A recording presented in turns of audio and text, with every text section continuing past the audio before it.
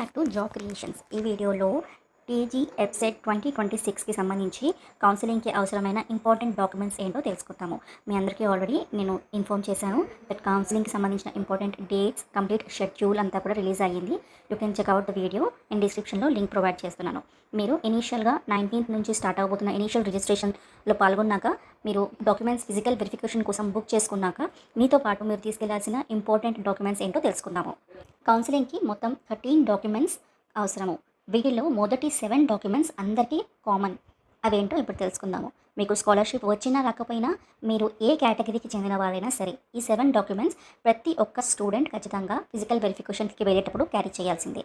దీంట్లో మొదటిది TG ఎఫ్సెట్ 2026 rank card. మీ results వచ్చిన తర్వాత మీరు డౌన్లోడ్ చేసుకున్న ర్యాంక్ కార్డ్. నెక్స్ట్ వన్ వచ్చి టీజీ ఎఫ్సెట్ 2026 హాల్ టికెట్. మీరు ఎగ్జామ్ రాసేటప్పుడు తీసుకెళ్లిన హాల్ టికెట్ని చాలా జాగ్రత్తగా దాచుకోవాలి. ఇది కౌన్సిలింగ్లో అడుగుతారు. Next Aadhaar card. మీ అప్డేటెడ్ ఆధార్ కార్డ్ సిద్ధంగా ఉంచుకోండి. ఒకవేళ అప్డేట్ చేసుకోకపోతే వెంటనే మీ సేవకి వెళ్ళి అప్డేట్ చేసుకోండి. 10th class marks memo. Next one మీ పుట్టిన తేదీ మరియు మీ పేరు వెరిఫికేషన్ కోసం ఇది చాలా అవసరం. 5th వన్ వచ్చి ఇంటర్మీడియట్ మార్క్స్ మెమో. ఒకవేళ కౌన్సిలింగ్ సమయానికి లాంగ్ మెమో రాకపోతే మీ దగ్గర ఉన్న షార్ట్ మెమోని రెడీగా పెట్టుకోండి. అండ్ రిమెంబర్ వన్ థింగ్, మీరు ఆ షార్ట్ మెమో అనేది మీకు ఆల్రెడీ ఇంటర్మీడియట్ బోర్డు వాళ్ళు రిలీజ్ చేసి ఉన్నారు. మీరు ప్రింట్ తీసుకొని, దేని మీద మీ ఫోటోగ్రాఫ్ ఉందో అది ప్రింట్ తీసుకొని మీ కాలేజ్కి వెళ్ళి కాలేజ్ స్టాంప్ అండ్ మీ ప్రిన్సిపల్ది సిగ్నేచర్ తీసుకుని మీరు కౌన్సిలింగ్కి అది సబ్మిట్ చేయాలి. Without college stamp and principal signature కౌన్సిలింగ్లో దాన్ని యాక్సెప్ట్ చేయరు. నెక్స్ట్ వన్ వచ్చి మీ ఇంటర్మీడియట్ వరకు, 6th నుంచి ఇంటర్మీడియట్ వరకు మీరు చదివిన స్టడీ లేదా బోనఫైడ్ సర్టిఫికేట్. చాలామందికి ఒక డౌట్ ఉంటుంది, నేను వేర్వేరు స్కూళ్ళల్లో చదివాను, మరి విడివిడిగా కావాలా అని. అవును, మీరు 6th నుంచి 10th వరకు ఎన్ని స్కూల్స్ మారితే అన్ని స్కూల్స్ నుండి స్టడీ సర్టిఫికేట్ తీసుకోవాలి. ఒకే స్కూల్లో అయితే 6th to 10th ఒకటే సర్టిఫికేట్ సరిపోతుంది. మీరు లోకలా లేక నాన్ లోకలా అని తేల్చడానికి ఈ స్టడీ సర్టిఫికేట్స్ చాలా అవసరం. 7th one transfer certificate. ఇది మీ ఇంటర్మీడియట్ కాలేజ్ వాళ్ళు ఇష్యూ చేసిన టీసీ అయ్యి ఉండాలి. ఇక్కడ మీరు గమనించాల్సింది ఏంటంటే 10th క్లాస్ టీసీతో మనకు సంబంధం లేదు, ఇంటర్మీడియట్ కాలేజ్ నుంచి టీసీ తీసుకోవాలి. ఇక మిగతావి మీ కేటగిరీ, స్కాలర్షిప్ అవసరాలను బట్టి సబ్మిట్ చేయాల్సి ఉంటుంది. 8th income certificate. ఎవరికైతే ఫీజు రియంబర్స్మెంట్ లేదా స్కాలర్షిప్ కావాలో వారు ఖచ్చితంగా ఇన్కమ్ సర్టిఫికేట్ సబ్మిట్ చేయాలి. అయితే ఇది January 1, 2026 లేదా ఆ తర్వాత తీసుకున్నదై ఉండాలి.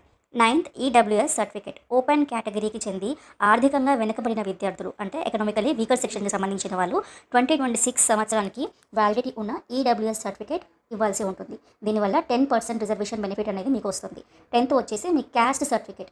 బీసీ, ఎస్టీ, ఎస్సీ విద్యార్థులకు ఇది తప్పనిసరి. దీనికి ప్రత్యేకంగా డేట్, వ్యాలిడిటీ అంటూ ఏమీ ఉండదు. మీ దగ్గర పాతది ఉన్నా సరిపోతుంది. 11th special category certificate. ఒకవేళ మీకు ఎన్సీసీ, స్పోర్ట్స్ లేదా ఆర్మీ కోటా లేదా physically handicapped PH quota reservation ఉంటే దానికి సంబంధించిన ఒరిజినల్ సర్టిఫికేట్లు చూపించాలి. 12th minority certificate. ముస్లిం లేదా క్రిస్టియన్ మైనారిటీ కోటా క్లెయిమ్ చేసుకోవాలనుకునే వారికి ఇది అవసరం. దీనికోసం వేరే సర్టిఫికేట్ అవసరం లేదు. మీరు 10th క్లాస్ టీసీలో ముస్లిం లేదా క్రిస్టియన్ అని రాసి ఉంటే ఆ జిరాక్స్ కాపీ సరిపోతుంది. ఒకవేళ మీ 10th టీసీ ఇంటర్ కాలేజ్లో ఉంటే మీ పాత స్కూల్కి వెళ్ళి మీరు టీసీ బుక్లోని పేజీని జిరాక్స్ అడిగి తీసుకోవచ్చు.